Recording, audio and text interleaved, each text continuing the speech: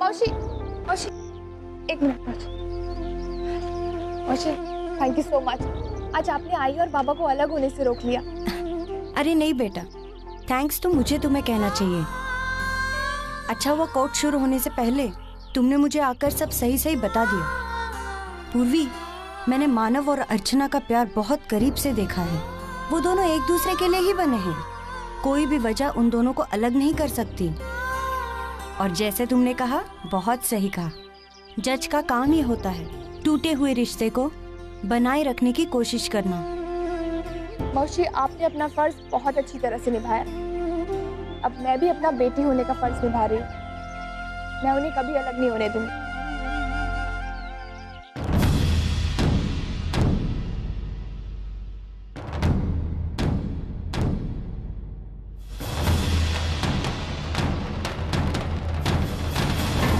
अच्छा, तो ये तुम्हारा किया धरा। तभी मैं सोचूं कि इतने आसान केस में कोर्ट ने ऐसा वर्डिक्ट क्यों सुनाया। हाँ दादा, ये सब कुछ मैंने ही करवाया है। लेकिन मैं क्या करती ना, मेरे पास कोई ऑप्शन ही नहीं था। और सच कहूँ ना, तो यहाँ आने से पहले मुझे भी नहीं पता था कि मैं आई बाबा का तलाक कैसे रुकवाऊंगी। लेकिन वो कहते हैं ना कि अगर आपके इरादे नेक हो तो भगवान खुद आपके पास आके खड़ा हो जाता है। और देखिए ना, पप्पा की कृपा से सूफी की मौसी खुद बतौर जज आ गई। और देखो, मेरा काम आसान हो गया। तुम्हें क्या लगता पूर्वी, मैं तुम्हारा ये प्लान कामयाब होने दूंगा? मैं भी देखता हूँ। ऐसी गलती कभी मत करना दादा। आप अच्छी तरह से जानते हैं ना कि मैं आई बाबा को एक रखने के लिए कुछ भी कर सकती हूँ। अगर जरूरत पड़ी ना, तो मैं कोर्ट में जाके ये भी बोल दूंगी कि उन डिवोर्स पेपर्स पे साइन आई के नहीं थे।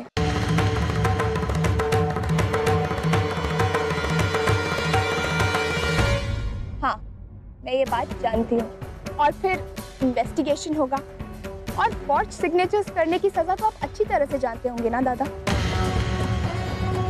अब ये लड़ाई हम दोनों के बीच की हो चुकी है। आप अपनी आई के लिए लड़ रहे हैं और मैं अपनी आई के लिए। देखते हैं किसकी जीत होती है।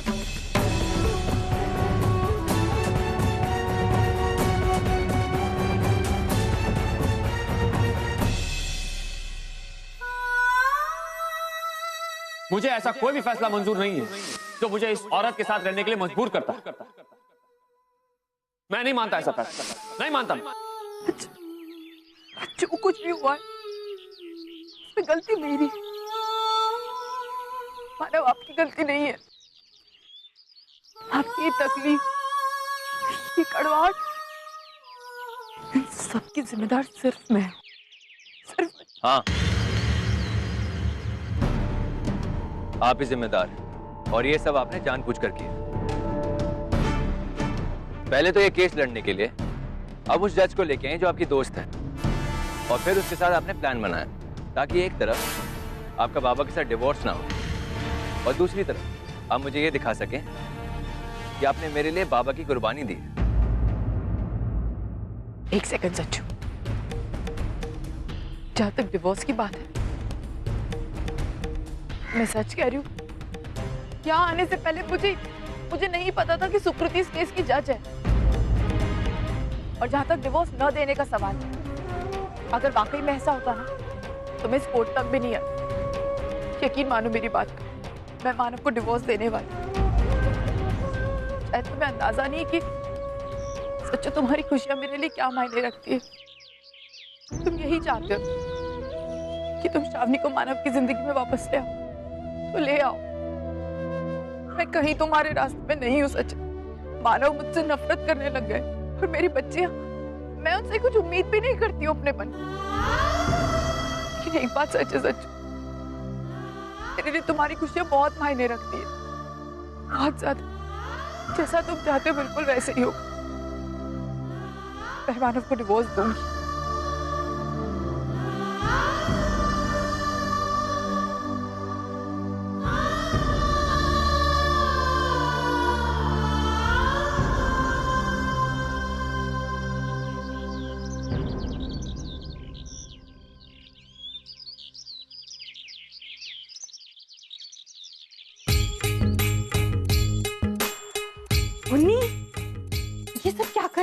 छोड़ और जल्दी से तैयार हो जा।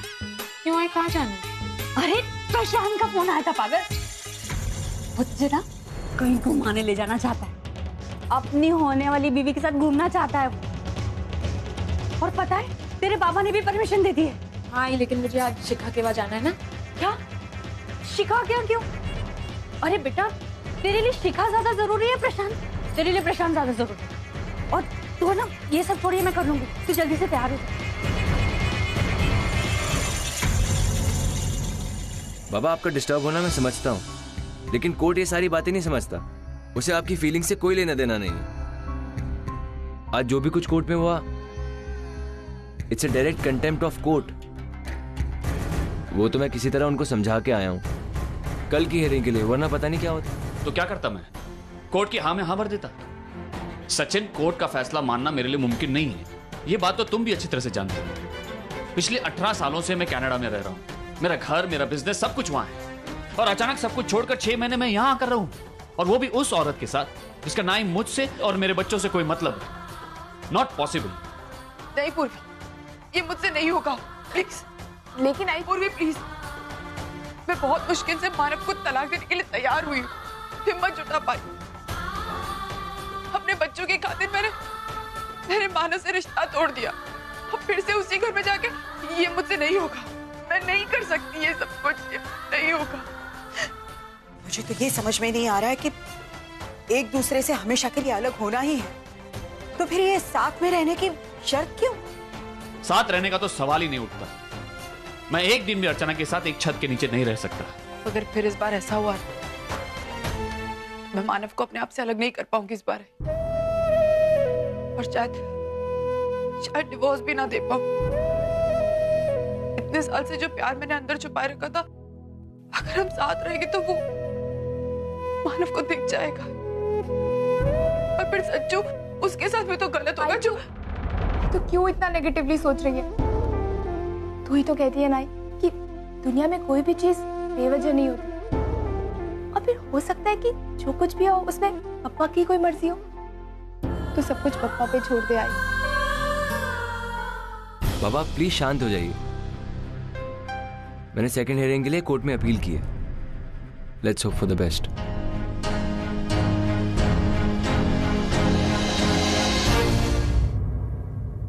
नहीं, मैं अब कोर्ट पर डिपेंड नहीं रह सकता।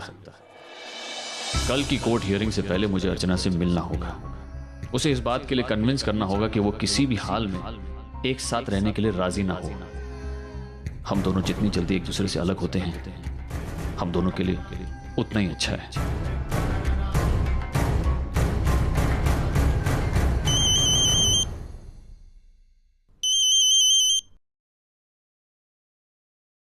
हेलो, मैं तुमसे मिलना चाहता हूं, अभी इसी वक्त। मैं भी आपसे मिलना चाहती हूँ भानु। ठीक है, आधे घंटे में शास्त्री नगर के ब्लू बर्ड होटल के बाहर में।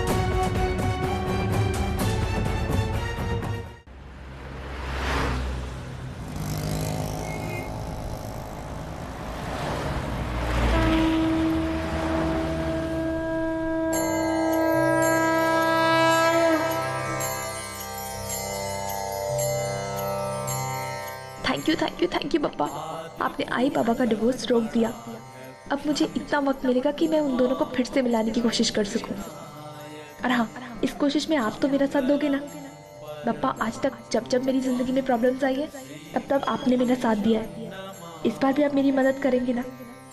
पापा, मैं जानती हूँ मेरी तरह आप भी नहीं चाहते कि आई बाबा अलग हो, इसलिए अब हम दोनों मिलकर उनका डिवोर्स रोकेंगे। ब्रह्म विद्या प्रदायिने यस्यागस्त्यायते नाम विघ्न सागर शोषणे। वाह, बिन मौसम की बारिश। मैं आपका संकेत समझ गई पापा। आप भी नहीं चाहते ना कि आई बाबा अलग हो। Thank you so much.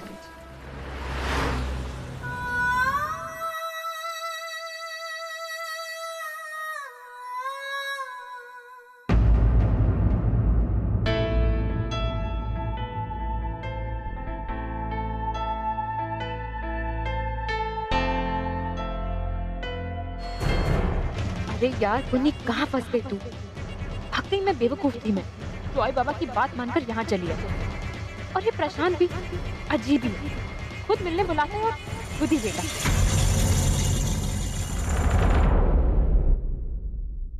Sorry, मुझे आने में थोड़ी देर हो गई। नहीं, कोई बात नहीं। एक दौर था जब वक्त कम पड़ जाता था लेकिन हमारी बातें खत्म नहीं होती थी, और आज आई एम सॉरी, वो एक्चुअली ऑफिस में कुछ जरूरी काम आ गया था तो रुकना पड़ा मुझे। It's okay.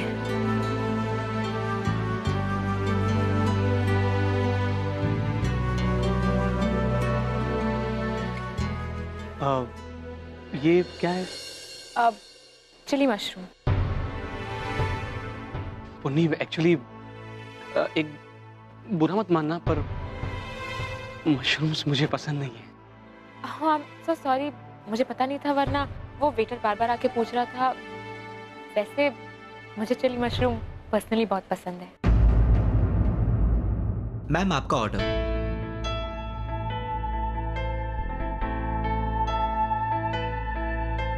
क्या? आलू परोठा विद कर्ड। अर्चना आज भी मेरी पसंद नहीं भूली है।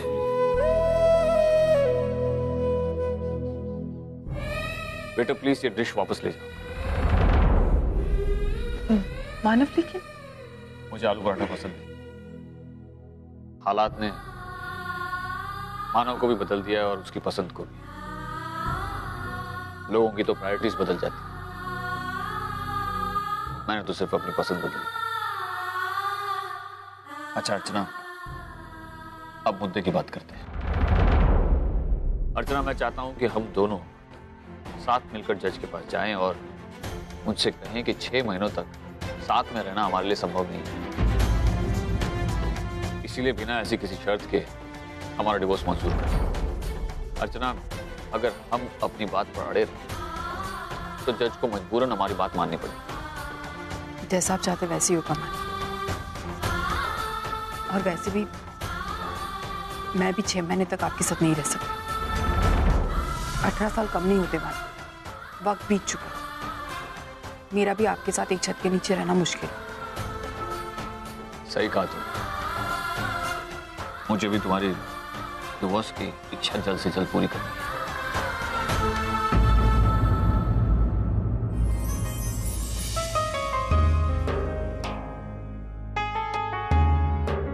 पुन्नी, मैं जानता हूं कि ये सारा कुछ बहुत जल्दबाजी में हो गया। अब इस वक्त तुम्हारे दिल में हमारे रिश्ते को लेकर काफी सारे सवाल होंगे, और होने भी चाहिए, क्योंकि आखिरकार तुम्हारी जिंदगी का सवाल है। लेकिन एक बात कहना चाहता हूं पुन्नी, तुमसे शादी करने का फैसला मैंने पूरे दिल से लिया है, and I am very sure about it. पता नहीं पुन्नी, लेकिन क्यों मुझे ऐसा लग रहा है कि तुम ही सबसे अच्छी लड़की हो मेरे लिए। एक ऐसी लड़की जो बचपन से ही अच्छे संस्कारों में पली बड़ी है, मिडिल क्लास वैल्यूज को जानती है, रिश्तों की अहमियत को समझती है, और सबसे बड़ी बात, छोटी छोटी चीजों में बड़ी बड़ी खुशियों को ढूंढ निकालती है। तुम्हारी यही सारी क्वालिटीज मेरे लिए मायने रखती है। मैं तुमसे बहुत प्यार करता हूं। कमाल है, अभी तो मैंने अपनी तरफ से कोई पहल की भी नहीं, और ये मेरा दीवाना बना जा रहा है। चलो भाई पुन्नी, अब तू इस बात का फायदा उठा ले। सुकृति तुम्हारी सहेली है, अगर तुम उससे इस बारे में बात करो तो शायद ये बात हमारे लिए फायदेमंद साबित हो सकती है। ठीक है मान, मैं सुकृति से बात करूंगी।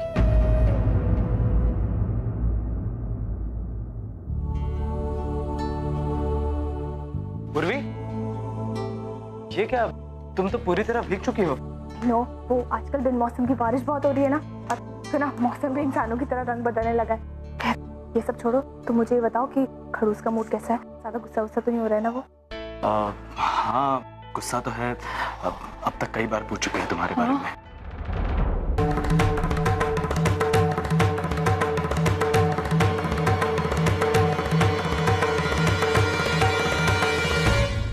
काश मैं ये काम पहले से खत्म करके आता, लेकिन यार। कम इन। सर, पूर्वी मैडम आ गई। अंदर भेज दो उसे। और हाँ जी, विनय को। जी sir.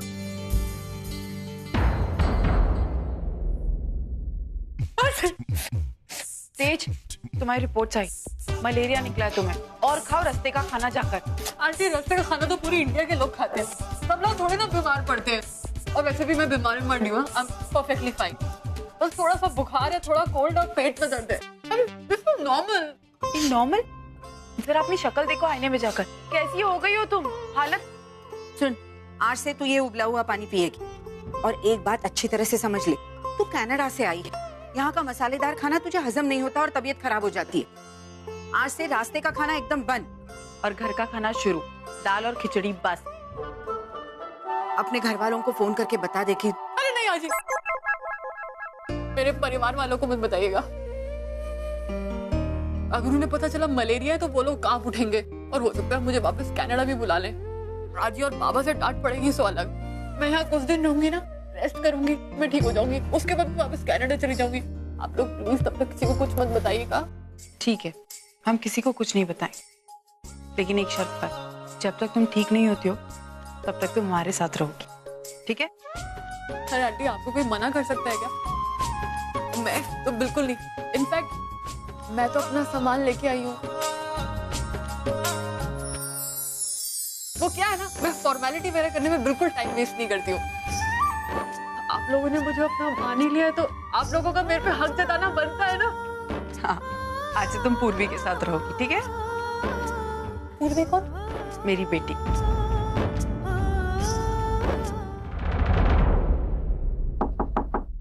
Come in.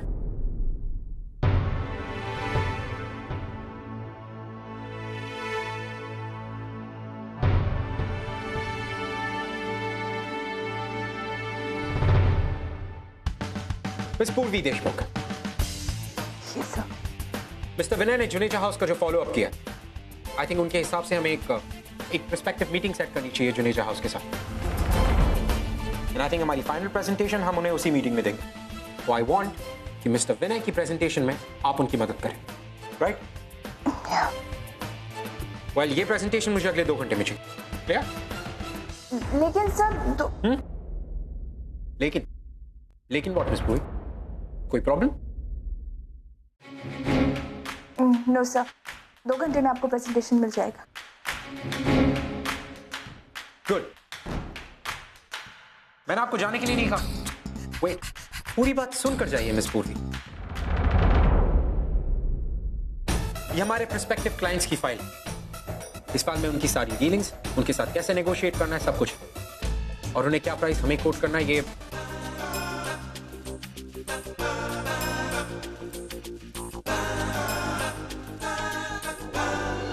I was saying the prices. Mr. Vinay, ये प्रेजेंटेशन बनाने के बाद मुझे मंथली रिपोर्ट्स भी बना कर दे दो, right? You may leave, Mr. Vinay. Thank you. Yes, sir. And I see कि मिस पूर्वी आप काफी गीली हो चुके हैं, आपको ठंड लग रही होगी। बड़ी जल्दी याद आया खड़ूस को। हाँ, and one more thing, miss पूर्वी, ये सारा का सारा काम खत्म होने तक आप घर नहीं जा सकते। लेकिन क्यों सर? क्योंकि जो भी फाइल्स आपके हाथ में है वो काफी कॉन्फिडेंशियल, इसे आप घर नहीं ले जा सकती, right? You may leave. Thank you.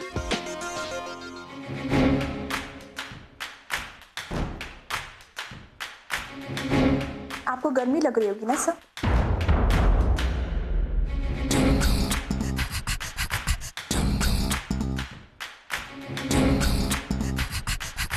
देखा तूने कितनी नक चढ़ी है? वो तो दिख ही रहा है। ये लो। अरे विनय, तुम क्यों लाए? मैं भी जाने वाली थी ना। हाँ, वो तो तुम पिछले 1 घंटे से जा रही हो।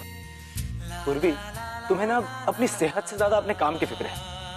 सो अब ऐसे में किसी और को तो तुम्हारी फिक्र करनी ही होगी, इसलिए मैं तुम्हारे लिए ये ले आया हूँ। अब जल्दी से इसे पी लो, सर्दी नहीं लगेगी। Thank you so much. हाँ अभी पी लेती हूँ, ठीक है? ये क्या, तुम फिर से काम में लग गई? पूर्वी, ये प्रेजेंटेशन तो रेडी हो गया है ना, अब कम से कम इस चाय के बहाने तो अपने काम को रोक दो। नहीं रोक सकती विनय, तुम जानते हो ना कल मुझे फिर ऑफिस आने में लेट हो जाएगी, कुछ इंपॉर्टेंट काम है, तो मैं चाहती हूँ कि ये रिपोर्ट तैयार करके ना पहले उस खड़ूस को दे दूँ, टेंशन खत्म।